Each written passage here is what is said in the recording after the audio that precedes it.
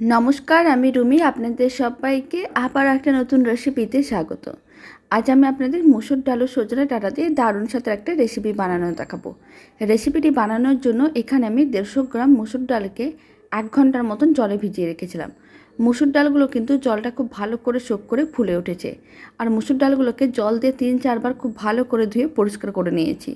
এখন মুসুর ডালগুলোকে জল ঝরিয়ে একটা মিক্সির জারের মধ্যে নিয়ে নিতে হবে।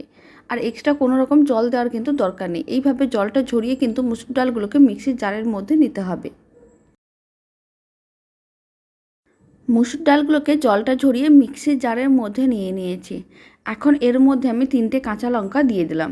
এবার খুব ভালো করে পেস্ট করে নিতে হবে। আলাদা করে কোনো জল দেওয়ার কিন্তু দরকার নেই।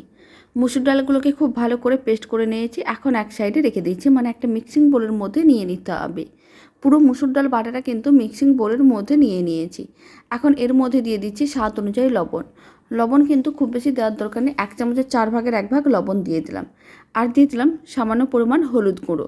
1 চিমটের একটু বেশি আমি হলুদ গুঁড়ো দিয়েছি। আর সামান্য পরিমাণ লঙ্কার গুঁড়ো দিয়ে দিলাম। ঝালটা আপনারা আপনাদের পছন্দ মতন দিয়ে দেবেন। আর দিয়ে দিলাম সামান্য পরিমাণ চিনি। আর দিয়ে দিচ্ছি একটা মিডিয়াম সাইজের কুচনো পেঁয়াজ। এখন সমস্ত কিছু কিন্তু একসঙ্গে খুব ভালো করে মিশিয়ে নিতে হবে। গরমকালে আপনারা এইভাবে সজনে ডাঁটা দিয়ে মুসুর ডালের এই রেসিপিটা একবার বানিয়ে দেখতে পারেন। খেতে কিন্তু খুবই ভালো হয়, আর খুব বেশি মশলারও প্রয়োজন পড়ে না। অল্প সময় অল্প তেল মশলায় বানানো যায়। বাড়িতে একবার বানিয়ে দেখতে পারেন। আর বাড়িতে বানালে কমেন্ট বক্সে জানাতে একেবারেই ভুলবেন না রেসিপিটা খেয়ে আপনাদের কেমন লাগলো। সমস্ত কিছু একসঙ্গে খুব ভালো করে মেশানো হয়ে গেছে। মুসুর ডালের মিশ্রণটা কিন্তু একেবারে রেডি। এখন এক সাইডে রেখে দিচ্ছি। আর এদিকে আমি 5টা সজনে ডাঁটাকে এইভাবে খোসাটা ছাড়িয়ে ছোটো ছোটো টুকরো করে কেটে রেখেছিলাম। সজনে ডাঁটাগুলোকেও খুব ভালো করে ধুয়ে পরিষ্কার করে রেখেছি। এখন এক সাইডে রেখে দিলাম। এবার একটা কড়াই নিয়েছি। কড়াইয়ের মধ্যে আমি 2 চামচের মতন সর্ষের তেল দিয়ে দিলাম। সর্ষের তেল কিন্তু খুব বেশি দেওয়ার দরকার নেই। মুসুর ডালের বড়াগুলো ভাজতে খুব বেশি কিন্তু সর্ষের তেলের প্রয়োজন পড়ে না। এইভাবে অল্প পরিমাণ সর্ষের তেল নিতে হবে। তেলটা খুব ভালো করে গরম করে কড়াইয়ের চারিদিকে ছড়িয়ে দিতে হবে। তেলটা খুব ভালো করে গরম করা হয়ে গেছে। এখন আমি মুসুর ডালের যে মিশ্রণটা রেডি করে রেখেছি তার থেকে এইভাবে কিছুটা করে মিশ্রণ নিয়ে তেলের মধ্যে দিয়ে দেবো। সমস্ত মিশ্রণ কিন্তু একসঙ্গে দেওয়ার দরকার নেই। এইভাবে অল্প একটু মিশ্রণ নিয়ে তেলের মধ্যে দিতে হবে।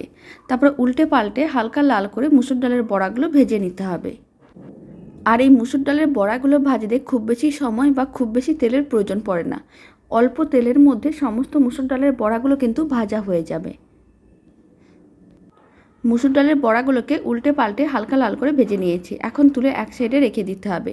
আর বাকি যে মিশ্রণটা আছে সেই মিশ্রণটাকে অল্প অল্প করে তেলের মধ্যে দিয়ে একইভাবে বাকি মুসুর ডালের বড়াগুলো ভেজে নিতে হবে। একইভাবে এই মুসুর ডালের বড়াগুলোকেও উল্টে পাল্টে হালকা লাল করে ভেজে নিয়েছি। তুলে এক সাইডে রেখে দিচ্ছি। আর বাকি মিশ্রণটা দিয়ে একইভাবে মুসুর ডালের বড়াগুলো ভেজে তারপর আমি আপনাদের দেখাচ্ছি। সমস্ত মুসুর ডালের বড়াগুলো ভাজা হয়ে গেছে। কড়াইতে সামান্য পরিমাণ তেল ছিল। আমি আরও 1 চামচের মতন সর্ষের তেল দিয়ে দিলাম। আর তার মধ্যে আমি সামান্য পরিমাণ 1 চিমটের মতন দিয়ে দিলাম কালো জিরে ফোড়ন আর 2টো শুকনো লঙ্কা ফোড়ন। 10 সেকেন্ডের মতন ভেজে নিতে হবে, যাতে ফোড়নের গন্ধটা খুব ভালো করে উঠে আসে। মানে সেন্টটা কিন্তু খুবই ভালো হয় রান্নার মধ্যে এইভাবে যদি ফোড়নটাকে 10 সেকেন্ডের মতন ভেজে নেওয়া হয়।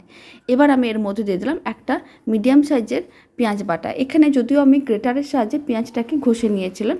এইভাবে গ্রেটারের সাহায্যে ঘষে নিলে কিন্তু কম সময়ের মধ্যে পেঁয়াজ বাটাটা রেডি হয়ে যায়। আর দিয়ে দিলাম সামান্য পরিমাণ হলুদ গুঁড়ো, 1 চামচের 4 ভাগের 1 ভাগ। জিরে গুঁড়ো দিয়ে দিলাম 1 চামচের 4 ভাগের 1 ভাগ। ধনে গুঁড়ো দিয়ে দিয়েছি 1 চামচের 4 ভাগের 1 ভাগ। আর লঙ্কার গুঁড়ো দিয়ে দিলাম 1 চামচের 4 ভাগের 1 ভাগ। এখন সমস্ত মশলাগুলোকে একসঙ্গে খুব ভালো করে মিশিয়ে নিতে হবে। তারপর এইভাবে মিডিয়াম টু লো ফ্লেমে 2 মিনিটের মতন মশলাটাকে কষিয়ে নিতে হবে। মানে মশলাটাকে একটু রান্না করে ভেজে নিতে হবে। তাহলে রান্নাটা খেতেও কিন্তু বেশ ভালো লাগবে। আর এই রান্নাটি যেহেতু আমি কম মশলায় বানাচ্ছি, তাই আলাদা করে আদা বা রসুন বাটা কিন্তু দিলাম না। মশলাগুলোকে খুব ভালো করে ভেজে নিয়েছি। এইভাবে প্রায় 2 মিনিটের মতন মিডিয়াম টু লো ফ্লেমে এইভাবে মশলাগুলোকে নাড়াচাড়া করে ভাজা ভাজা করে নিয়েছিলাম। এখন আমি সজনে ডাঁটাগুলো মশলার মধ্যে দিয়ে দিলাম। খুব ভালো করে কিন্তু মিশিয়ে নিতে হবে। আর এই সময় আমি আরও সামান্য পরিমাণ লবণ দিয়ে দিচ্ছি, মানে স্বাদ অনুযায়ী লবণ দিয়ে দিচ্ছি। এখানে আমি 1 চামচের 3 ভাগের 1 ভাগ লবণ দিয়ে দিলাম। লবণ দেওয়ার কারণে সজনে ডাঁটাগুলো কিন্তু অনেক তাড়াতাড়ি রান্না হয়ে যাবে। এখন কিন্তু খুব ভালো করে মিশিয়ে নিতে হবে। আর খুব ভালো করে মিশিয়ে নেওয়ার পরে 1 মিনিটের মতন এইভাবে নাড়াচাড়া করতে হবে, যাতে মশলার সঙ্গে সজনে ডাঁটাগুলো একটু ভাজা হয়ে যায়। 1 মিনিটের মতন নাড়াচাড়া করে নিয়েছিলাম। মশলার সঙ্গে সজনে ডাঁটাগুলো একটু কিন্তু ভাজা ভাজা হয়ে গেছে, সেন্টটাও কিন্তু খুব সুন্দর ওঠা আরম্ভ করে দেয়। এবার আমি এর মধ্যে দিয়ে দিচ্ছি বেশ কিছুটা পরিমাণ জল।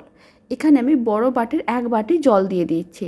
তারপরে কিন্তু খুব ভালো করে আবারও জলটা মিশিয়ে নিতে হবে। জলটা খুব ভালো করে মিশিয়ে নেওয়ার পরে ঝোলটা ফুটে ওঠা পর্যন্ত অপেক্ষা করব। আর এই সময় ফ্লেমটা কিন্তু মিডিয়ামে রাখতে হবে। মিডিয়াম ফ্লেমে 2 মিনিটের মতন রেখেছিলাম। ঝোলটা কিন্তু ফুটে উঠেছে। এখন আমি মুসুর ডালের বড়াগুলো ঝোলের মধ্যে দিয়ে দিচ্ছি। আর দিয়ে দিচ্ছি সামান্য পরিমাণ চিনি। চিনি কিন্তু খুব বেশি দেওয়ার দরকার নেই, 1 চামচের 4 ভাগের 1 ভাগ দিয়েছি। অল্প একটু চিনি দিলে খেতে কিন্তু বেশ ভালো লাগে। এখন সমস্ত কিছু একসঙ্গে খুব ভালো করে মিশিয়ে নিতে হবে। আর লবণ কিন্তু দিচ্ছি না। সজনে ডাঁটাগুলো ভাজার সময় স্বাদ অনুযায়ী লবণ দিয়েছি। প্রয়োজন মতো যদি মনে হয় আপনাদের পরে আরও একটু দিয়ে দিতে পারেন। এখন সমস্ত কিছু খুব ভালো করে মিশিয়ে নিয়েছি। এবার মিডিয়াম ফ্লেমে এইভাবে 5 মিনিটের মতন রান্না করে নিতে হবে। 5 মিনিট এইভাবে মিডিয়াম ফ্লেমে রান্না করে নিলে মুসুর ডালের বড়াগুলো কিন্তু খুব ভালো করে ঝোলটা শোক করে নরম তুলতুলে হয়ে যাবে। আর খেতে কিন্তু বেশ ভালো লাগবে। এখন আমি আপনাদের 5 মিনিট পরে দেখাচ্ছি। মিডিয়াম ফ্লেমে 5 মিনিটের মতন রান্না করে নিয়েছিলাম। ঝোলটা কিন্তু আগের থেকে অনেকটাই কমে গেছে। এই সময় আমি সামান্য পরিমাণ গরম মশলার গুঁড়ো দিয়ে দিলাম। গরম মশলার গুঁড়োটা কিন্তু খুব ভালো করে মিশিয়ে নিতে হবে। আর গরম মশলাটা মেশানোর সময় ফ্লেমটা কিন্তু লোতে রাখতে হবে। আর খুব বেশি কিন্তু রান্না করার প্রয়োজন পড়বে না, কারণ সজনে ডাঁটাগুলো কিন্তু সেদ্ধ হয়ে গেছে। আর মুসুর ডালের বড়াগুলো কিন্তু ঝোলটা খুব ভালো করে শোক করে বেশ নরম হয়ে গেছে, দেখেই কিন্তু বোঝা যাচ্ছে। গরম মশলার গুঁড়োটা খুব ভালো করে মিশিয়ে নেওয়ার পরে লো ফ্লেমে 1 মিনিটের মতন রান্না করে নিলে রান্নাটা কিন্তু একেবারে রেডি। গরম ভাতের সঙ্গে এরকম সজনে ডাঁটা দিয়ে মুসুর ডালের বড়ার রেসিপিটা বাড়িতে বানিয়ে দেখতে পারেন। খেতে কিন্তু খুবই ভালো হয়। আশা করি আপনাদের খুবই ভালো লাগবে। লো ফ্লেমে 1 মিনিটের মতন রান্না করে নিয়েছিলাম। রান্নাটা কিন্তু একেবারে রেডি। এখন ফ্লেমটা অফ করে দিয়েছি। রেসিপিটা শেষ পর্যন্ত দেখার জন্য আপনাদের অসংখ্য ধন্যবাদ। ভালো লাগলে আপনারা যদি ফেসবুক থেকে রেসিপিটা দেখছেন, পেজটিকে ফলো করে নেওয়ার অনুরোধ রইল। আর ইউটিউব থেকে দেখলে চ্যানেলটি সাবস্ক্রাইব করে পাশে থাকা বেল আইকনটি প্রেস করে নেবেন নতুন রেসিপিটা আপডেট সবার আগে পাওয়ার জন্য। তো চলুন, ভিডিওটা আমি এখানেই শেষ করছি। আপনারা সবাই ভালো থাকবেন, সুস্থ থাকবেন। আপনাদের সঙ্গে আবার নতুন রেসিপি নিয়ে দেখা হচ্ছে।